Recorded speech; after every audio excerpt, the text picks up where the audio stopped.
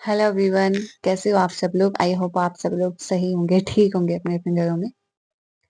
तो TGT commission जो है वो अभी भी एक क्या बोल सकते हैं आपत्ति बन के चला हुआ है, हमारे जीवन पे एक संकट बन के रह गया है, जिससे हम लोग ना दिन प्रतिदिन जूझ रहे हैं। हम लोग वेट कर रहे होते हैं कि कब पेपर आएगा, कब सिलेबस आएगा। मतलब हम लोग क्या वेट करने के लिए ही रह गए हैं क्या? बस यही रह गया हमारी जिंदगी में कि वेट करते रहो। और वेट करें भी तो कितना वेट करें यार। अब बहुत हो चुका है, हमारी ज़िंदगी की झंड लग चुकी है। जिस तरीके से लोग कमेंट करते रहते हैं कि हमारे जीवन में इतना दुःख है, हमारी जीवन में परेशानी है, तो आपको क्या लगता है मैं खुश हूँ? हम मेरी ज़िंदगी में भी उतने ही दुःख है, उतनी ही परेशानी है, मैं भी वेट कर रही हूँ कि कमीशन आए, हम लोग करें यार। टीच देखो अभी मेडिकल, नॉन मेडिकल का इन लोगों ने सिलेबस डाला तो उनको शॉक दे दिया जो भी है। और अब हमारा देखो टीचर वालों को छोड़ दिया पीछे। भई हमारा भी तो सिलेबस डाल दो, हमारा भी तो पेपर होना है भई। जेबीटी वालों का भी तो होना है, उनका भी सिलेबस डाल दो। लेकिन नहीं, मतलब इनका अलग सा ही माइंड है, अजीब ही माइंड है, कुछ समझ में नहीं आता ये लोग करना क्या चाहते हैं और ये क्या आउटपुट निकाल कर के दे रहे हैं हम लोगों को, कुछ समझ में नहीं आ रहा है। बस यही कह सकते हैं कि बस पढ़ाई करते रहो, पढ़ते चलो बस, यही रह गया। और अभी आप लोगों को बताइए कि अभी फिर से वो नोटिफिकेशन आया हुआ है इनका कि पंचायती राज के जो चुनाव है ना, वो दिसंबर या फिर जनवरी में होने हैं। तो अब ये भी पक्का नहीं है कि इनके होने ही हैं। तो अगर इस तरीके से देखा जाए ना, जो लोग पूछते रहते हैं कि कमीशन कब होगा फिर, तो हम अपना आइडिया लगा सकते हैं क्योंकि इनका तो कोई नोटिफिकेशन आता है नहीं और हम वेट करेंगे तो फिर तब तक तो बहुत देर हो जाती है, ऐसा-वैसा। तो हम यही अनुमान लगा सकते हैं कि देखो जब पंचायत राज के चुनाव आते हैं ना, तो उससे मुझे याद है कि उससे 1 महीने पहले ही वो आचार संहिता लग जाती है, यानी कि आप कोई भी पेपर्स नहीं दे पाओगे, कोई लेते ही नहीं पेपर, गवर्नमेंट के पेपर्स होते हैं, वो नहीं लिए जाते हैं आचार संहिता के टाइम पे। तो अब देखो ये लोग बोले कि नवंबर में तो होना है ही नहीं पेपर, ये जो नवंबर है, मुझे तो नहीं लगता क्योंकि अभी तो उन्होंने सिलेबस डाला है जो भी है, सिलेबस डाल दिया इन्होंने भी, है ना? उसके बाद फिर दिसंबर में ये लोग बोल रहे हैं कि एंड में या फिर मिड में ये स्टार्ट कर देंगे पंचायती चुनाव, तो उससे पहले तो आचार संहिता लग जानी है फिर। तो अभी हम ये सोच सकते हैं कि जो पेपर है वो नेक्स्ट ईयर ही होने के चांसेस ज़्यादा हैं। नेक्स्ट ईयर ही पेपर होगा। अब ये नहीं पता कौन से मंथ में ये लोग पेपर करवाएँगे, लेकिन ऑफ कोर्स पेपर होगा तो सही यार। ये अब यही बोल सकते हैं कि पेपर होगा तो सही।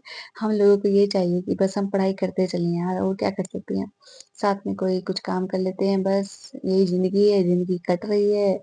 और किसी स्टूडेंट ने एस्पिरेंट्स ने मुझे कमेंट किया है, बहुत ही लंबा-चौड़ा कमेंट, उस टाइम मैं स्कूल में थी तब पढ़ रही थी। तो फिर उन्होंने बहुत कुछ लिखा है कि बॉयज़ की लाइफ़ इतनी ज़्यादा स्ट्रगल वाली होती है कि आप नहीं समझोगे। तो ऑब्वियस सी बात है कि हम नहीं समझेंगे, ठीक है, हम आपकी बात मानते हैं, एग्री करते हैं कि नहीं समझ सकती हैं लड़कियाँ यार, तो ठीक है, नहीं समझ सकती है। लेकिन हाँ, इतना तो है कि हमें दिखता है वो चीज़ कि हाँ, लोगों मेल्स को भी बहुत ज़्यादा परेशानी होती है अपने घरों में, जिनको अपना घर चलाना होता है। बहुत ज़्यादा परेशानी होती है क्योंकि हमारे भी स्टाफ में मेल्स टीचर हैं, तो फिर वो भी अपने दुःख भरी कहानियाँ सुनाते हैं बेचारे। अब कहानी कह लो या फिर जो चल रही ज़िंदगी उसे कह लो, उनके अपने दुःख हैं कि कैसे हम राशन पानी का देखें, कैसे हम 7-8 हज़ार में घर चलाएँ, बच्चों की फीस दें, अपने पेरेंट्स की हेल्प करें, तो ये पॉसिबल नहीं है। और एक सर तो बहुत ज़्यादा इंटेलिजेंट है, मतलब उनका माइंड बहुत ज़्यादा शार्प है, मैथमेटिक्स के हैं, नॉन मेडिकल के, तो बहुत शार्प है उनका माइंड, उनको देख के लगता है कितना ज़्यादा नॉलेज है सर को। तो फिर उन्होंने भी एक बार कमीशन दिया था तो नहीं हो पाया था, बोल रहे थे कि 2-3 मार्क्स से ऐसे कुछ रह गए थे वो। तो कॉम्पिटिशन इतना ज़्यादा है कि जितना मर्ज़ी पढ़ लो फिर ऐसा लगता है ये इतना ज़्यादा इंटेलिजेंट है, ये भी रह गए, तो हम लोग क्या होगा, हमारे लोगों का क्या होगा? मैं तो बिल्कुल ही डफ़ हूँ। मैं आपको जेनुइनली बता दूँ ना, स्कूल टाइम में बड़ी टॉप किए जी हम लोगों ने। जैसे जैसे बोलते हैं ना कि लड़कियाँ रट्टू मास्टर होती है, तो वो मैं थी। मैंने रट्टे में मास्टरी की हुई है। तो स्कूल टाइम में जी मैंने प्लस 2 में बड़ा अच्छा मार्क्स लिए, स्कोर किया अपना, और प्लस 2 में आई मैं फर्स्ट उस टाइम पे। कब था? हाँ, 2014 के स्टूडेंट है। उस टाइम प्लस 2 हुई थी, तो इतने अच्छे मार्क्स लाए थे। उसके बाद धीरे-धीरे करके फिर अब जब हम किताबें खोलते हैं, तो फिर ऐसा लगता है ये क्या? अब मैं कैसे याद करूँगी इनको? एमसीक्यूज़ लर्न करने में और जो हम थ्योरी टाइप पढ़ते हैं ना, उन दोनों में दिन-रात का फ़र्क होता है।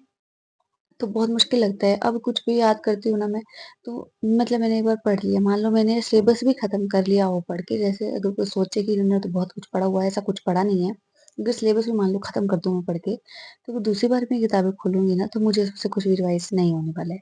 सिर्फ़ वही रिवाइज़ होगा जो हमने कभी बार-बार क्वेश्चन देख लिए हो 2, 3, 4 बस। बाकी रिवाइज़ होने के चांस है ही नहीं, याद आने के चांसेस है ही नहीं। इतनी गंदी मेमोरी है मेरी।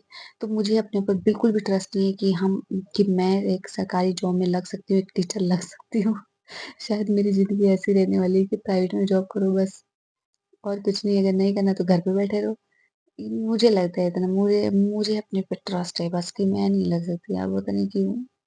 लेकिन चलो कोशिश तो करते हैं ना, कोशिश करने वालों कभी हार नहीं होती, लहरों से डरकर नौका कभी पार नहीं होती। तो आप भी इसी लाइन के साथ मोटिवेशन होते हुए बस आप भी अपनी जर्नी स्टार्ट करो, पढ़ना स्टार्ट करो। इधर-उधर की बातें मत सोचो क्योंकि सब लोग बकवास करते रहते हैं, ये ऐसा होगा, वैसा होगा। मत सोचो यार दूसरों के ऊपर मत सोचो, अपना देखो कि हम लोगों को क्या करना चाहिए। अपनी ज़िंदगी का सॉल्यूशन आपके हाथों में खुद है। चलिए मिलते हैं नेक्स्ट वीडियो में। Thanks for watching. Bye bye, good night.